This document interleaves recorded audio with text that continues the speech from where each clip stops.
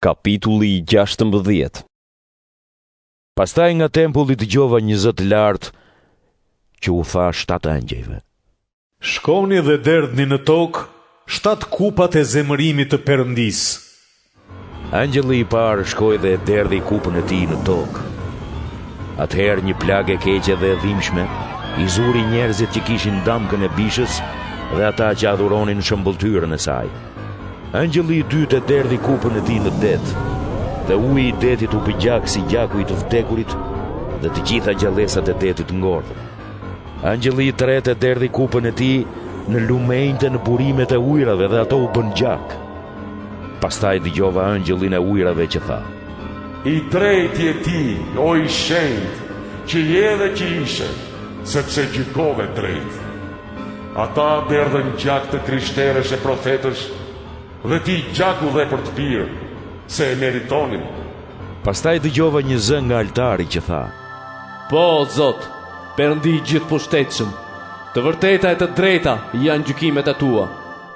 Angjëlli i katërt e derdhi kupën e tij mbi diell, të cilit ju dha pushtet të djeg njerëzit me zjarr. Njerëzit u dogjën nga nxehtësia e madhe dhe fyen emrin e Perëndisë që ka pushtetin mbi këto plagë, por nuk u penduan për t'i dhënë lavdi atij. Angjëlli i pestë e derdhi kupën e tij mbi fronin e bishës. Atëherë mbretëria e saj u mbulua nga errësira dhe njerëzit kafshonin gjuhën nga dhembja. Ata fyen Perëndinë e qiellit për dhembjet e plagët, por nuk u penduan për veprat e tyre. Angjëlli i gjashtë e derdhi kupën e tij mbi lumin e madh të Eufratit. Ujrat e lumit u thanë për të përgatitur udhën për mbretërit që vinë nga lindja e diellit. Pastaj nga goja e dragojit, nga goja e bishës dhe nga goja e profetit Rem, pash të dilnin 3 shpirtra të qinj që ngjanin me bretkoca.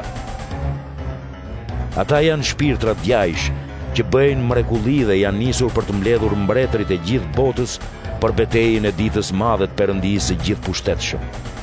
Ja ku po vi si vjedhës, luma i që rizgjuar e i ruan robat, që të mos eci zhveshur e të turpërohet në sytë të gjithëve. Shpirtrat i mblodhën njerëzit në vendin që hebraisht quhet Armagedon. Angjëlli i 7 e derdhi kupën e tij në ajër. Nga froni i tempullit doli një zë i lartë që tha: U krye!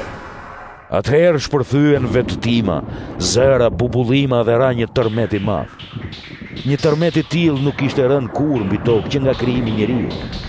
Kaq i fortë që tërmeti. Qyteti i madh u nda në 3 pjesë, ndërsa qytetet e paganëve ranë. Perëndisë ju kujtua Babilonia e madhe dhe i dha asaj kupën e verës së zemërimit të tij të tmerrshëm.